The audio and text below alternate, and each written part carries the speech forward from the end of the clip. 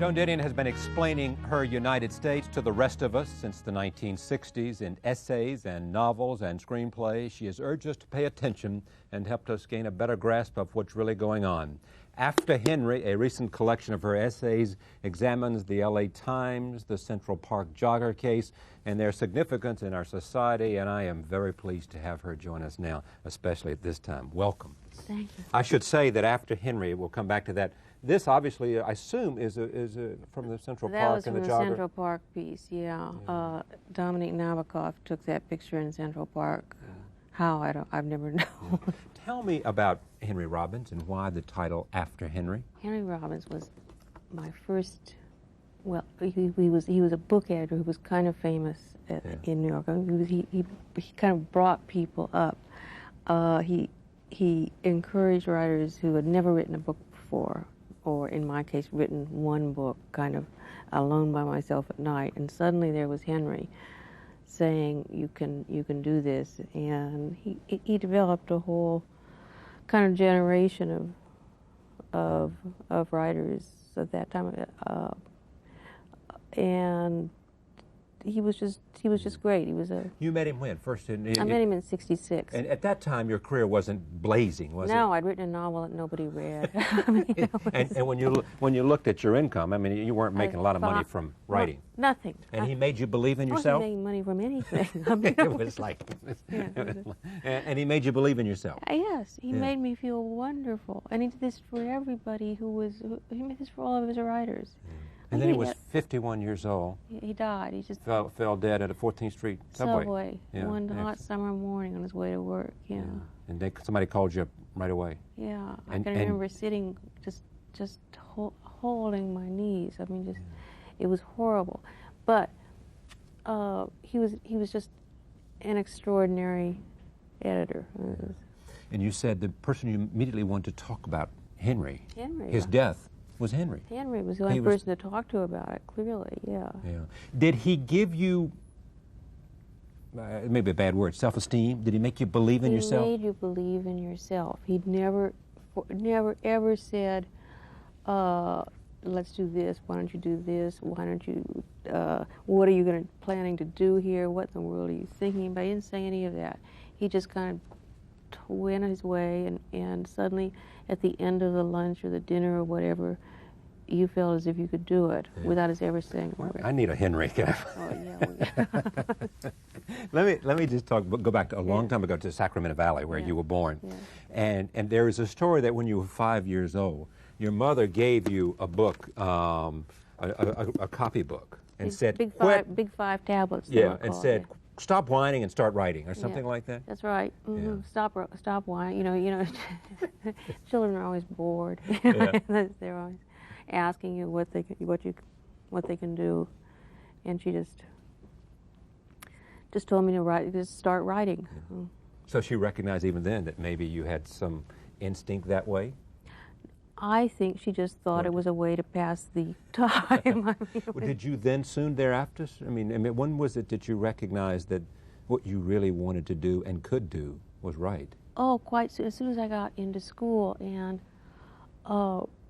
wrote things down, and then people said, and then you start getting feedback immediately if you, And so immediately, the minute somebody says, "Oh, pretty good," you feel, "I'll do it again." Yeah. Just to name drop, Ted Williams once told me, the great baseball player. I said to him, "Why baseball?" And he said, "Because I played it pretty well, and the more people told me I was pretty good, the more I wanted to play." You know, I mean, there is something about positive reinforcement. There is also this story about you. Before I move to the contemporary subjects, that you would be seen reading Hemingway and taking the sentence structure apart. I did it. I taught myself how to type. You know, I'm not a touch typist. I just still do it this way. But I taught myself how to type by typing sentences, typing out Hemingway sentences over and over again. Looking for just how they worked, because they appeared to be so simple, but you would come away from a string of them with this overwhelming feeling of whatever he had in mind for you to feel. So I mean, obviously something was going on in the sentences. You know what was going on. It was a withholding there was withheld information in these sentences, and it had to do with a rhythm. I mean, I can't exactly explain. But you got it. Yeah. Mm-hmm. Yeah. I mean, people who write about you say that you have this great. There's a sense of perfectionism about you, total control and perfectionism. Well, I do like control. Yeah. Tell me about the L.A. that has exploded onto our consciousness. It's been quite a week, hasn't it? Yeah. Take me there through your eyes and through your own powers of observation. I haven't been out there this week. Yeah. Everybody, I've talked to a lot of people out there this week. Everybody I've talked to who was also there in 65, we were there in 65. Yeah, Watts. Yeah. Says this feels different. This is different. And what the main clear thing that's different is that the Watts riot was contained basically in Watts, whereas there really were no boundaries in this riot. This was, I mean, it spread in sporadic ways all over the city and the county, all over the country, and Sure. So it did feel different. Yeah. Are you surprised? Did you, as a longtime resident of Los Angeles, recently moved back to New York City, having been here early on and then gone to New York? Are you surprised, or did you see that kindling temperature out there, as some might say, waiting for a match? I wasn't entirely surprised. No, I mean, I wasn't surprised. I'm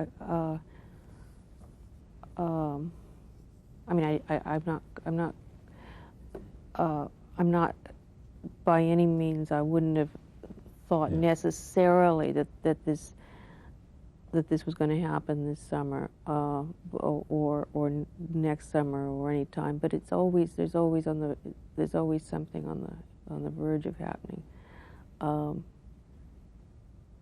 And this has been a very charged issue. The whole. Yeah. Well, in this book, you believe, some of the essays and some of the things you've been writing about, you think the national political parties are disconnected from the people. Mm-hmm. Do you know? I certainly do, yeah. In what way? I mean, what do you see as a dissonance? Well, they aren't running on the same.